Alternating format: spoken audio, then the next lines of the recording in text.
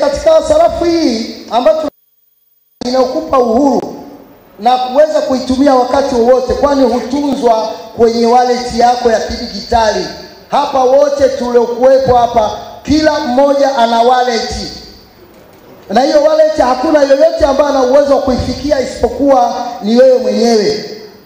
Kwa hiyo ni mfumo mpya wa fedha ambao umevumbuliwa baada ya mageuzi manne ya viwanda.